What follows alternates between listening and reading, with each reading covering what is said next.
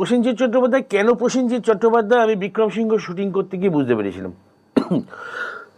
প্রসেনজিৎ চট্টোপাধ্যায় রাইটারকে তার কল টাইমের আগে ডাকেন এবং আসার পর উনি নিজের মেকআপ ভ্যানে জাস্ট দুটো এদিক ওদিক কথা বলে মেকআপ ভ্যানে বসান, বসিয়ে তাকে দিয়ে সেদিনের স্ক্রিপ্টটা শোনেন। ধরুন আমি বলতে গেলাম, তারপরে কবি বললো কি যাবি না, সঙ্গে সঙ্গে মুম্বাই কি করলি কি যাবি না, একটু গলাটা মানে একটু ফলসেটও ব্যবহার করো, কিটাকে একটু ফলসে ব্যবহার করো, কি যাবি না, আমার সাথে ধরে প্র্যাকটিস করছে।